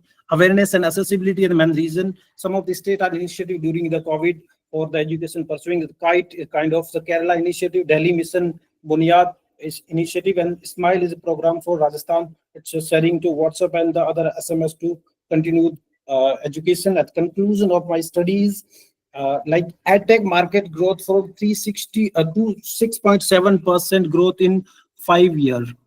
EdTech market is used growth, and urban and rural, we can say urban is 270% growth, but rural is 360% growth from 2019 to 2024. It's a massive growth for online users. And challenges also infrastructure, tax burden, lack of digital literacy, regional languages challenges, digital divide, also the gender gap, social inequalities, geographical and government initiative. Government are working on digital initiative, but due to the some unawareness or many reasons, they are not doing as they can do. My suggestion, a limitation, but most of the recommendation for this paper is strength digital infrastructure need to be a strength of those areas. They have need to internet and connectivity. They want to, but they don't have due to electricity or maybe a internet connectivity. Enhanced teacher training. Need to a teacher train on how to digital instrument use or digital literate. Breeze digital divide. Facilitate internet on remote area and marginalized community. Fill the gender disparities and improve policy implementation is my recommendation for my studies.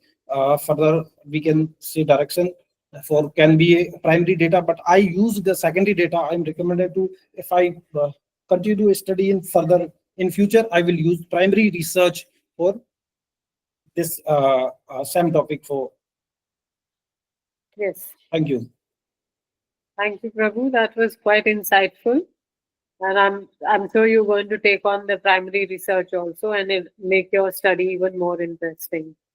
Thank you so much for participating. Now I can call on Shruti Kumari, who has co-authored a paper with Shalini Kumari, Dr. Gargi Saxena. The title of the paper is Health Impact of Screen Time, Emerging Trends and Implications.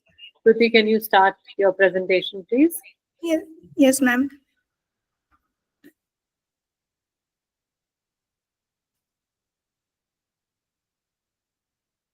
Ma'am, my screen is visible.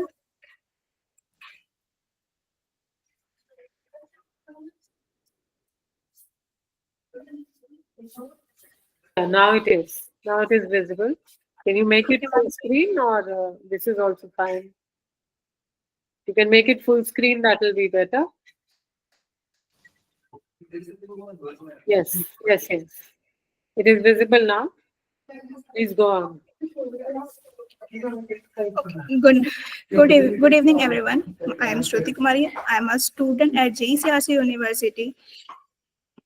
I am presenting this work with collaborating with Shalini Kumari, a research scholar at IIS Team to be University, and Dr. Gargi Saxena, a professor at IIS Team to be University.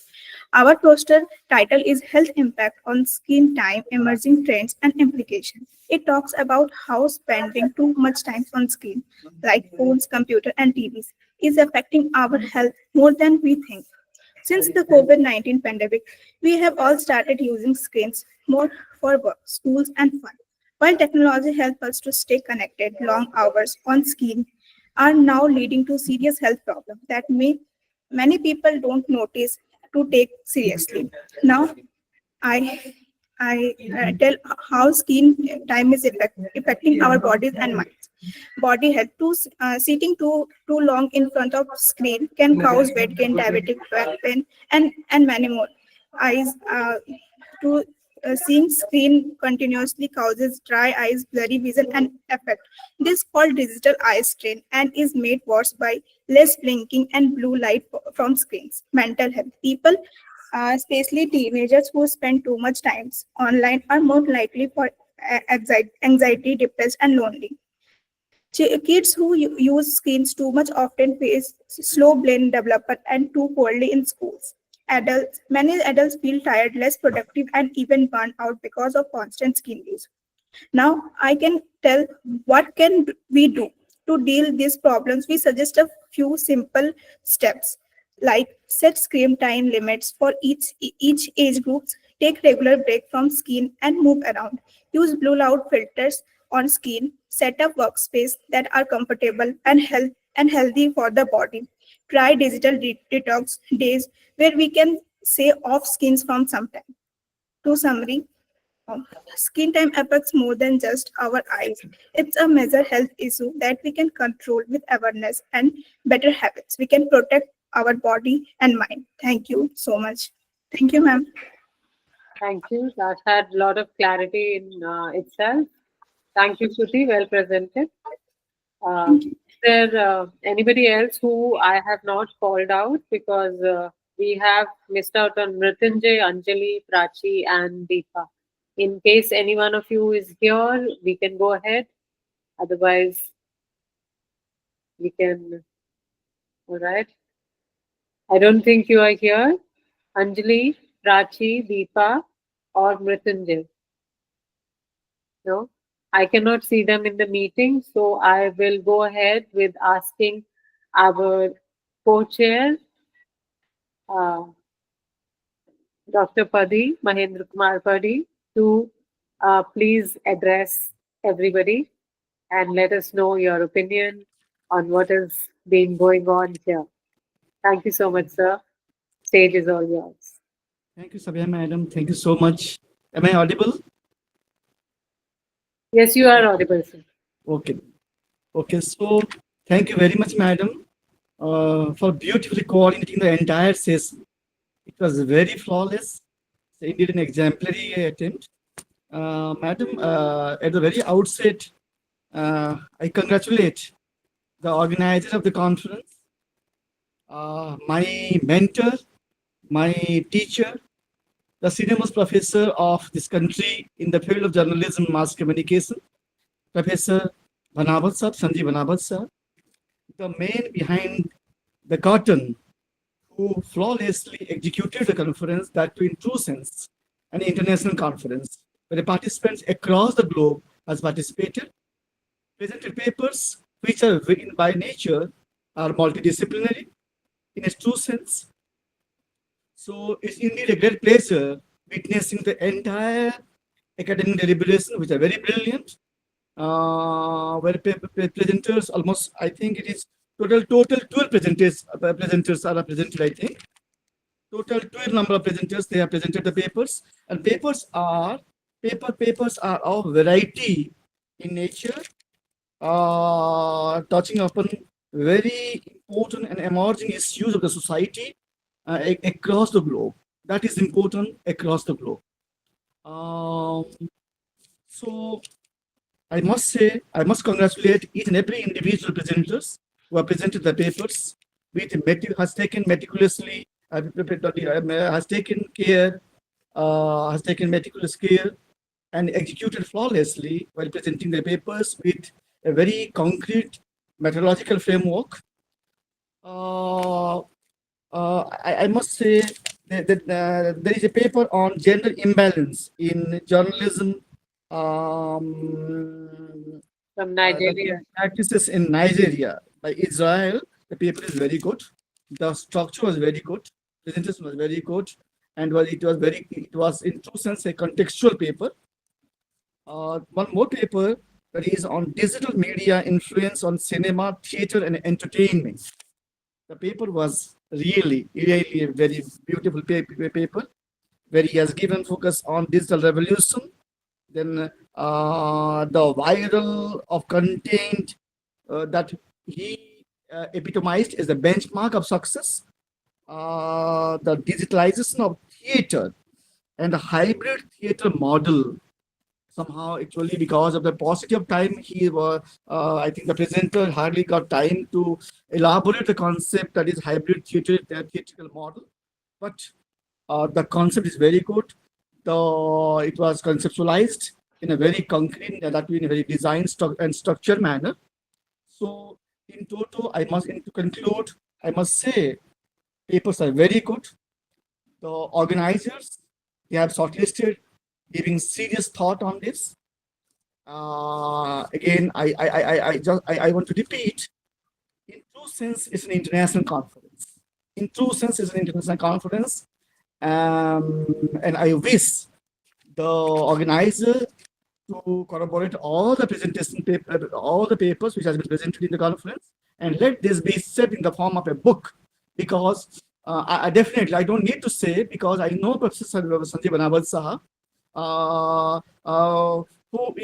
who takes a very keen interest in consolidating and corroborating all the research papers, and that probably he might be thinking of publishing a journal issue on this total conference proceedings in the form of a conference proceedings. So again, once again, I'm very much thankful to the chair, Professor Jayati Sharma, madam. I know her because I had my career from MIT University, Noida. I shifted from MIT. I was as a professor there until 2008. Thereafter, I shifted to my career from MIT to Central University, Lucknow. And in Jaipur, also many friends are there in MIT University, Jaipur. So I know, madam. Once again, I congratulate the organizer, the writers reservoir, and the brilliant brain behind the scene, Professor Sanjay Banawal Saha. The communication today is grandchild. Namaskar. Jai Hind. Thank you so much, sir. Thank you for your kind words. I would not take much of your time and now call upon our chair, Professor Jayati Sharma, to give her final words and let us know what she thinks of the papers, presenters, and all of us here. Ma'am, can you your words Thank of you, Sabiha. We are being here in my area. We are being blessed by the God of rains, and He has decided us to remain deprived of the electricity. So I'm sitting here in a dark room, but nevertheless, I can surely hear and converse. So apologies for not being able to switch on my camera. But it was truly a very, very thought-provoking session. Any initiative under the mentorship of Bhanavat sir is a sure shot of success. He has crafted the careers of many and has been defining a mentor, somebody who has defined the career. So, sir, thank you so much for making us a part of this wonderful event, and kudos to the team, organizers team led by Dr. Ruchi Goswami, Dr. Astha Saxena, Dr. Aditi Sabiha. You conducted the session very well. And a big thanks to my co-chair, Dr. Padhy. Yes, of course. So we are connected, and I would like to meet sometime, visit us. It would be wonderful catching up with you. And the way you have summarized the entire session, it was really very, very, very specific to the theme. Personally, when I look at the papers that were presented today, I could actually see a very big focus on the cultural practices and traditional knowledge system, how it can be used to enrich the modern education. We have a lot of focus in NEP on connecting the education with the cultural and knowledge system, and Indian knowledge system. IKS is very much, on focus with NEP. And the paper presented by Ms. Kalyani Komawat, who presented how HCI can be connected with the traditional knowledge system, is, I think it is very well presented. My personal congratulations to Ms. Kalyani. I really appreciate that. And it was really, enlightening to see how learning rooted in local heritage, crafts, and rituals can also be meaningfully integrated with the digital technologies. Then I think transformative role of digital media in expanding the possibilities of self-expression and entrepreneurship and education, particularly for women in regions like Nagaland, was very, very heartwarming to see. That paper was really wonderful, and I personally very much liked that paper. Mixed methodology, case studies were also there, and the primary methods, other survey method was also there. So it was very interesting to see research paper coming from these areas.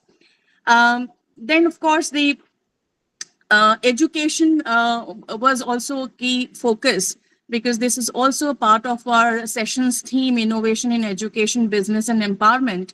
So the last two papers, which I personally liked a lot. However, as the researcher highlighted that he would be focusing more on the primary research, but I think we all agree that post-COVID, digital media has taken the front seat for sure. This conference itself is the testimony of the fact that how digital media has entered into our lives and how it can contribute in keeping us connected. So this, when it is happening in the ecosystem of education, there are certain challenges also. The challenges were very well pointed out in the last paper, which was related to screen time, which is also one of the concerns. There are also other health concerns. There are also some concerns that are questioning the traditional methods of education, like Guru Shishya Parampara, one-on-one education, classroom setting. So these things are also being constructed. But I think we are in the times when we are deciding, we are understanding. We are not yet there. अभी तो we have to go a long way. Digital media को समझना ही अभी हमारे लिए एक बड़ा challenge है, और उसको लाइफ में इंटीग्रेट करना, स्पेशली इस पॉपुलेशन के लिए जहां पे वो लोग भी एग्जिस्ट करते हैं. टीचर्स ट्रेनिंग की अगर हम बात करें तो ये सारे टीचर्स जो आज हैं, जो एजुकेशन सिस्टम को लीड कर रहे हैं, रन कर रहे हैं, ये सारे ट्रेडिशनल नॉलेज सिस्टम से आते हैं. इनके पास में इनको उन डिजिटल प्लेटफॉर्म्स पे ट्रेन करना और उनको इसके लिए तैयार करना कि जो नई जनरेशन है उसको वैल्यूज के साथ में, हमारे कल्चरल वैल्यूज, कल्चरल नॉर्म्स के साथ में, ट्रेडिशनल नॉलेज सिस्टम के साथ में जोड़ते हुए फिर डिजिटल प्लेटफॉर्म पे कैसे लाए. आई थिंक ये एक बहुत बड़ा चैलेंज है. बट आज के जो पेपर्स जितने भी डिस्कस हुए, उन सभी ने अलग अलग एरियाज पर फोकस किया और फिर भी वो थीम से कनेक्टेड रहे. इसके अलावा और भी जो दूसरे पेपर्स थे, जैसे सर ने भी, पाधी सर ने भी बताया, सिनेमा को लेकर जो एक पेपर था वो भी बहुत सिग्निफिकेंट है, बिकॉज इंडस्ट्रीज पे भी फोकस होना है. बिजनेस की बात करते हैं, बिजनेस पर भी एक बड़ा फोकस है. I think all the papers were wonderfully presented. It gives you a food for thought. और this is a cycle, as I said. We have a lot to do, we have a lot to research upon, and may this journey continues forever. Many congratulations to the Writers Reservoir of India and the Communication Today for having curated this wonderful conference, which has provided a beautiful platform to interact upon such a wonderful, relevant topic. Thank you so much once again, and thank you so much everybody for joining today. Congratulations to you all. Thank you, ma'am. Thank you so much to you and to Padhy sir for making it for this long and listening to every paper that was presented. Lot of your precious time and your precious thoughts, they have made this conference even more enlightening. On behalf of the organizing committee, we extend our heartfelt gratitude to all the presenters and dignitaries. We are honored to present you with a memento, which is a small token of our appreciation. Thank you, Jayati ma'am, and thank you. These will be sent to all the participants here. Thank you so much. Thank you. Thank you, sir, Thank you, ma'am. for all your time, and again, all the presenters. So today we had the privilege of hearing from distinguished scholars who presented their research on various dimensions, as ma'am and sir have pointed out already, and we've heard from different participants. A lot is happening in the digital landscape. We've all heard about it today. Each paper represented countless hours of rigorous inquiry, critical analysis, and innovative thinking. All the participants have put in a lot of their time, hard work, and thought and study, of course. So let us draw this session to a close. I would like to express my sincere thanks to all our speakers, chairs, attendees, and organizing members, especially Dr. Bhanavat, Dr. Ruchi, Astha Saxena, Aditi. All of you have made it a successful and enriching experience for all of us. And special thanks to our participants from Nigeria for making it so much diversified and enlightening, insightful for all of us. Thank you so much. May I call now to close these days' proceedings, and can we have a group photograph? I request everyone to turn on their camera so that we can have a group photograph. Asta, I will have to miss it. Don't do this to me. Okay, ma'am, it's okay. Use a graphic tool to add my photo, okay? others can switch on their cameras, please. चलिए group photo हो तब तक मैं एक छोटी सी बात कहूँ। मेरे ख्याल कोई कॉन्फ्रेंस लगातार 9 घंटे चले, सुबह 8:30 बजे से हम लोग बैठे हुए हैं, 9 बजे सेशन शुरू हुआ और 6 बज चुकी है, बीच में 1 मिनट का भी ब्रेक नहीं है, कंटिन्यूअस सेशन चल रहे हैं। तो मुझे लगता है बहुत बड़ी उपलब्धि है इस तरह का ये सब्जेक्ट जो आज हमारे सबके जीवन के साथ जुड़ा हुआ है। और जो भाई महेंद्र पाधी ने बात कही इसको पब्लिकेशन के लिए, तो वो तो हमारा पहले ही कमिटमेंट है और जो पेपर्स आ चुके हैं उनकी एडिटिंग जारी है और बहुत जल्दी ये पूरी इसकी प्रोसीडिंग्स 2 दिन की कॉन्फ्रेंस की और वो जो पेपर्स हैं बुक फॉर्म में आपके सामने निश्चित रूप से आएंगे और आपकी जो शुभकामनाएं हैं मुझे लगता है कि वो फलीभूत होंगी और ये यात्रा शुरू हुई है, अंत नहीं है ना। तो आप सभी से अनुरोध है, और हमने सुबह के जो 3 सेशंस है, इनॉग्रल, फर्स्ट और सेकंड टेक्निकल सेशन, उसको यूट्यूब पे अपलोड कर दिया है। आप उसे शेयर कीजिए अपने मित्रों के साथ और इस अभियान को अपन और आगे बढ़ाएं।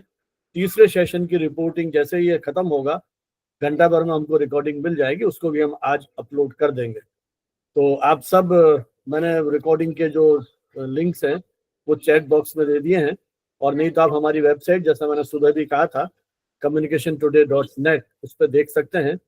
और संयोग से जयती तो हमारे कम्युनिकेशन टुडे के एडिटोरियल बोर्ड की पार्टी है, तो वो भी एक तरह से होस्ट ही है, और आप सब ने जो भी शुभकामनाएं या सद्भावनाएं प्रकट की हैं, लेकिन मुझे लगता है कि सारे आयोजन के असली श्रेय तो ये हमारे जो 3 युवा मीडिया शिक्षक हैं जिनका नाम बार बार लिया जा रहा है यहाँ, आस्था सक्सेना, रुचि गोस्वामी और अदिति पारिक, इन्होंने जिस तरह से मेहनत की है, रात रात भर जग जग के 12-12, 1-1, 2-2 बजे तक मुझे उनके मैसेजेस मिलते रहे हैं।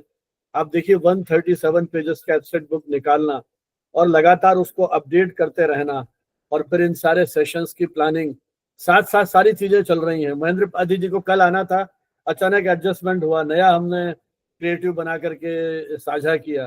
तो लगातार जिस तरह से ये सेशंस चल रहे हैं, तो मुझे लगता है कि जिस स्मूथली ये सब हुए हैं, ये सब इन्हीं विद्यार्थियों की मेहनत का परिणाम है। बहुत बहुत शुभकामनाएं। जय हिंद, जय Bharat. Thank you so much. Thank you so much, sir. Thank you, sir, for the appreciation. Can you all switch on your camera for a group photograph, please? Kalyani, Emmanuel. Yeah. Asta. Yeah, we have taken the photograph. Okay. Thank you so much. Thank you, Mahendra sir. Thank you, Jayati ma'am. Oh, we'll have a group photograph. Now we can have a group photograph. Yeah. Yeah, we'll have a photograph again now. Yeah, take it. Ravi sir, can you join? Thank you so much. Last moment पे at least कुछ तो आया. देखिए ये भी ईश्वरीय चमत्कार है. मैं तो मानता हूँ शुभ संकल्प के साथ कोई भी यात्रा शुरू होती है तो परिणाम अच्छा होता है. इतनी तेज गर्मी में आज जयपुर में बादल बरस रहे हैं, मेरे को भी टेंशन था लाइट नहीं चली जाए, लेकिन लकीली हमारे यहाँ लाइट आ रही है और मौसम भी बड़ा सुहावना हो गया है और जयती के यहाँ भी लाइट आ गई. तो मुझे लगता है कि ये सब शुभ संकेत है और जो हमारी यात्रा शुरू हुई है ये निश्चय ही किसी सार्थक मुकाम पे पहुंचेगी. Thank you so much, sir. Thank you. All the best and many congratulations once again. Thank you, ma'am. Thank you. कल सुबह फिर मिलेंगे अपन पैनल डिस्कशन के साथ. जी sir. Thank you. Thank you, everyone. Have a good day. Thank you. Have a good day. Bye bye. Thank you. Bye bye.